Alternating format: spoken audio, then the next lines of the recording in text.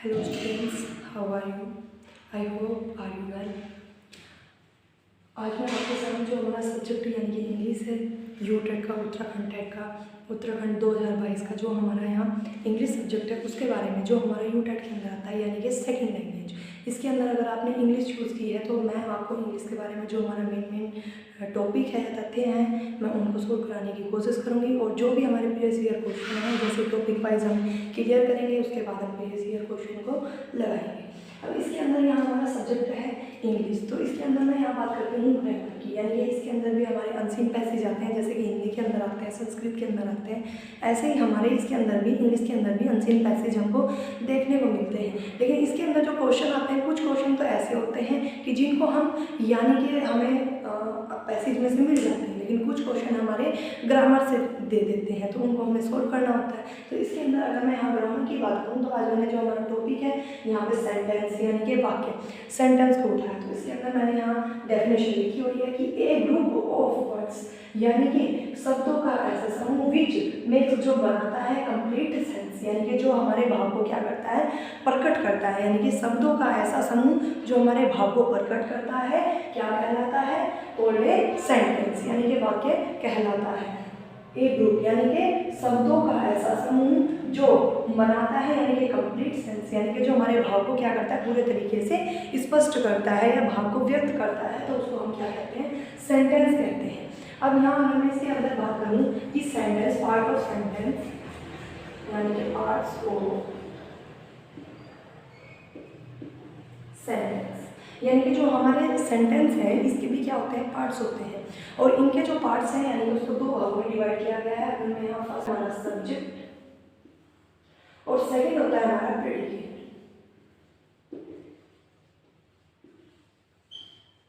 ठीक है, अब देखिए यहाँ यानी कि वर्ड्सों से, यानी कि जो हमारे वर्ड्स हैं, शब्दों से मिलकर क्या बनता है, एक वाक्य बनता है, और जिसकी वजह से हम क्या करते हैं, अपने भावों को व्यक्त करते हैं। अब इसके अंदर आया पार्ट ऑफ ए सेंटेंस, यानी कि सेंटेंस के जो हमारे भाग हैं, एक रहता है हमारा सब्जेक्ट और एक रहता है हमारा प्रेडिकेट, यानी कि इसको हम बोलते हैं उद्देश्य और इसको बोलते हैं हम विधेय। क्या बोलते हैं, विधेय। तो अगर यहाँ मेरे पास एक सेंटेंस लिखा हुआ है, यानी कि अगर मैं लिखूँ यहाँ पे Ram is a good boy, ये देखते हैं क्या दिया कि Ram is a good boy. लेकिन अगर मैं यहाँ बात करूँ राम, तो राम क्या है मेरे पास, यहाँ सब्जेक्ट है, और अगर मैं और की बात कर रही हूँ तो ये मेरे पास क्या है, प्रेडिकेट। तो अगर मैं यहाँ इज ए गुड बॉय, तो ये मेरे पास क्या आया, प्रेडिकेट। और अगर मैं यहाँ बात करूँ राम की, तो राम क्या है, सब्जेक्ट। अगर यहाँ दूसरा सेंटेंस लिखते हैं, ये हमारा फर्स्ट सेंटेंस है, तो इसके अंदर अगर मैं दूसरा सेंटेंस लूँ, तो दूसरे सेंटेंस के अंदर अगर मैंने लिख दिया यहाँ ही इज वॉकिंग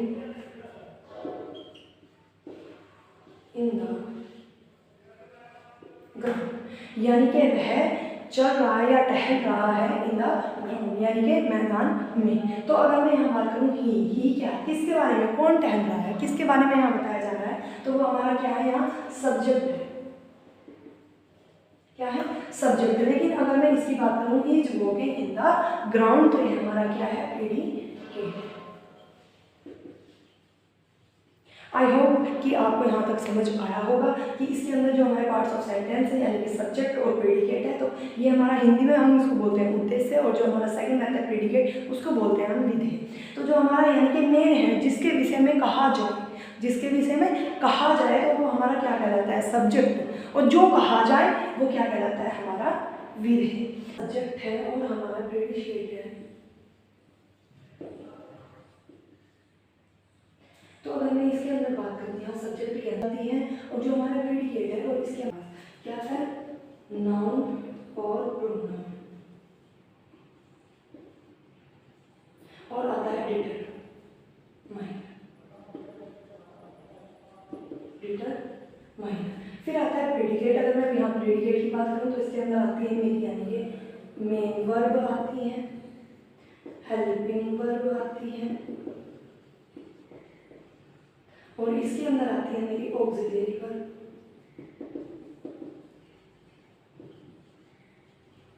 उसके अंदर आता है ऑब्जेक्ट या फिर आते हैं अदर वर्ड।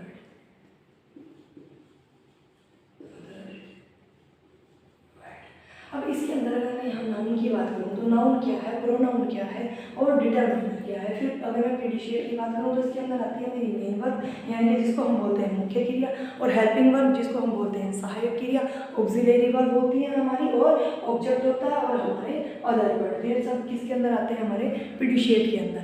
अगर मैं यहाँ बात करूँ कि नाउन, नाउन क्या है यानी कि कोई भी नेम, चाहे वो हमारा प्लेस नेम हो या पर्सन नेम हो या थिंग नेम हो या फिर हमारा रिवर नेम हो, फ्लावर नेम हो, बर्ड्स नेम हो, जितने भी हमारे ऑल वर्ड जितने भी हमारे नेम आते हैं वो सब किसके अंदर आते हैं यानी कि नाउन के अंदर। फिर जो नाउन के यानी कि नाउन के स्थान पर यूज होते हैं उनको हम क्या बोलते हैं, प्रोनाउन बोलते हैं। और जो हमारे यानी कि नाउन है, नाउन से पहले हम कभी कभी यूज करते हैं तो वो क्या होते हैं, हमारे डिटरमाइनर। तो नाउन क्या होते हैं, जितने भी हमारे नेम्स हैं, चाहे वो हमारे प्लेस नेम है, जितने भी हमारे नेम है वो आते हैं नाउन के अंदर। फिर नाउन के स्थान पर जो हम प्रयुक्त करते हैं, अगर वहाँ नाउन नहीं है उसके स्थान पर हम अगर दूसरी चीज़ प्रयुक्त करते हैं तो वो क्या कहलाती है, हमारी प्रोनाउन। फिर इसके बाद आता है हमारा डिटरमाइनर। डिटरमाइनर क्या है, जो हम नाउन और प्रोनाउन के साथ भी यूज़ करते हैं, यानी कि प्रोनाउन के साथ तो नहीं होता, लेकिन अगर मैं नाउन की बात करूँ तो नाउन के साथ हम इसका यूज़ करते हैं। यानी कि जो हमारे नाउन होती है तो यहाँ नेम, कोई भी नेम आ जाए, जो हम यहाँ नाउन के स्थान पर यूज करते हैं प्रोनाउन, यानी कि जिसको हम ही, सी, इट और हमारा दे, तो ये सभी इसके अंदर आते हैं। अगर मैं यहाँ डिटरमाइनर की बात करूँ तो डिटरमाइनर होते हैं हमारे ए, एन और डी। फिर इसके बाद मैं आती हूँ यहाँ मेन वर्ब में। मेन वर्ब हमारी क्या होती है कि जो भी हमारी यानी कि जो भी हमारी वर्ब होती है वो हमारी क्या होती है, मेन वर्ब होती है, यानी कि जो हमारी क्रियाएं होती है। फिर इसके बाद आता है हमारा हेल्पिंग वर्ब जिसको हम बोलते हैं यहाँ सहायक क्रिया। ऑक्सिलरी वर्ब होती है हमारी, फिर ऑब्जेक्ट और अदर वर्ड। फिर अगर मैं यहाँ बात करूँ इसका एग्जाम्पल का, कि एग्जाम्पल अगर मैं इसके अंदर लूँ, यानी कि मैं यहाँ लिख दिया इसके अंदर example, Rohan is playing a cricket match. तो अगर मैं यहाँ रोहन की बात करूँ तो रोहन क्या है, मेरा सब्जेक्ट है और सब्जेक्ट के साथ साथ है मेरा नाउन। अगर मैं यहाँ इज की बात करूँ तो इज क्या है, यहाँ हेल्पिंग वर्ब, क्या है, हेल्पिंग वर्ब। फिर मैं यहाँ प्लेइंग की बात करूँ तो ये क्या है, यहाँ मेन वर्ब, क्या है, मेन वर्ब। फिर इसके बाद मेरा एक क्रिकेट मैच है, ये क्या है, ऑब्जेक्ट, ऑब्जेक्ट या फिर अदर वर्ब। तो इसके अंदर यानी कि नाउन आ गया। तो अगर मैं यहाँ सब्जेक्ट के अंदर बात करूँ तो या तो नाउन आएगा या प्रोनाउन आएगा या फिर डिटरमाइनर। और जो डिटरमाइनर हम यूज़ करते हैं, ये यूज़ करते हैं हम हेड वर्ड के लिए। किसके लिए यूज़ करते हैं, हेड वर्ड के लिए। अब इसके अंदर अगर मैं सेकेंड एग्जाम्पल लूँ, जैसे she is singing a sweet song, ये लिया मैंने आंसर। तो अगर मैं यहाँ सी की बात करूँ तो सी किसके लिए यूज हो रहा है, यहाँ प्रोनाउन के लिए। किसके लिए यूज, प्रोनाउन। अगर मैं यहाँ इज की बात करूँ तो इज क्या है, यहाँ हेल्पिंग वर्ब। और अगर मैं सिंगिंग की बात करूँ तो क्या है, यहाँ मेन वर्ब। और अगर मैं यहाँ स्वीट की बात करूँ तो स्वीट क्या है, यहाँ पे एडजेक्टिव, क्या है, एडजेक्टिव, जो हमारा प्रीडिशिएट के अंदर आता है। इसके अंदर आता है हमारा एडजेक्टिव। फिर अगर मैं यहाँ बात करूँ सॉन्ग, तो सॉन्ग क्या हो गया हमारा, यानी कि ऑब्जेक्ट या फिर अदर वर्ड। फिर अगर मैं इसका डिटरमाइनर करूँ, हमारा जो थर्ड है एग्जाम्पल, अगर मैं यहाँ बात करूँ, इसके अंदर ए ब्लाइंड मैन वॉक्स, तो इसके अंदर जो भी आता है हमारा ये ए, तो ए क्या है, यहाँ डिटरमाइन, यानी कि ए, एन और डी जो हम लगाते हैं हेडवर्ड से पहले। तो हेडवर्ड क्या है, यहाँ ब्लाइंड मैन, क्या है, ब्लाइंड मैन। वॉक्स क्या है यहाँ पे हमारी, यानी कि इसके अंदर यहाँ कोई हेल्पिंग वर्ब तो यूज हुई नहीं है, तो इसके अंदर ये क्या है, हमारी मेन वर्ब। और जो हमारा यहाँ पे ए और ब्लाइंड मैन है, ये क्या है, हमारा सब्जेक्ट है। और सब्जेक्ट के अंदर हमारा ये क्या है, डिटरमाइनर।